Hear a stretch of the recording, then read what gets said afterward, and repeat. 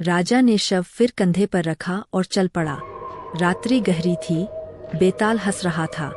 राजा, अब सुन दूसरी कहानी। एक नगर में एक व्यापारी रहता था। उसकी पुत्री रत्नावली चतुर और सुशील थी, पर उसका विवाह एक रेहे से बन गया। 3 युवक उससे प्रेम करते थे।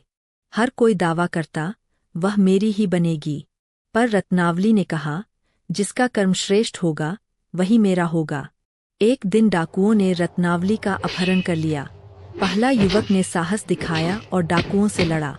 दूसरा ने तंत्र से रक्षा की, तीसरे ने देवता को पुकारा। तीनों ने मिलकर उसे बचा लिया। अब बेताल ने पूछा, राजा, पति कौन योग्य है? विक्रम बोले, जिसने उसे बचाया वही योग्य। बेताल ठहाका मारकर बोला, तुम फिर बोले, मैं चला। वह उड़ गया, फिर पेड़ पर जा लटका। राजा फिर चुपचाप लौटे, मुस्कुराए और उसे उतारा। अब सुनो तीसरी कथा। बेताल बोला रहस्यमय स्वर में।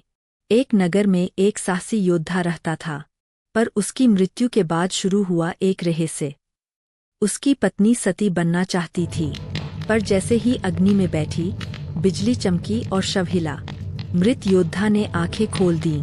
वह बोला, मैं किसी और लोक में गया था। वहां मुझे पुनर्जन्म का अवसर दिया गया, पर मेरी आत्मा अधूरी है।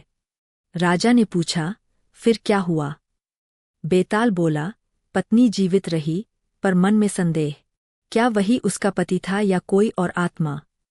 राजा ने उत्तर दिया, अगर देह वही, आत्मा बदली तो पति नहीं। बेताल मुस्कुराया, फिर बोले तुम। वह फिर उड़ गया, पेड़ पर जा बैठा। अब राजा विक्रम ने दृढ़ संकल्प लिया, चाहे जितनी कथाएं हों, मैं अंत तक सुनूंगा। बेताल बोला, तो सुनो चौथी कथा। एक नगर में राजा वीरसेन था। उसके दरबार में एक विदूषक बुद्धिमान था, पर एक दिन वह अचानक लापता हो गया। राजा ने खोजबीन कराई, कोई न मिला। तीसरे दिन विदूषक स्वयं लौट आया। कहने लगा, मैं देवलोक गया था। उसके हाथ में स्वर्ण पात्र था। राजा ने पूछा, यह कहाँ से लाए? वह बोला, देवताओं ने भेंट में दिया।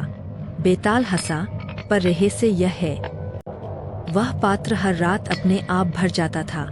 राजा ने पूछा, किससे? विदूषक बोला, कभी फूल, कभी रक्त, कभी रत्न। राजा चौंक गए, यह देवताओं का नहीं, प्रेतों का पात्र है। और तभी महल में अंधेरा छा गया।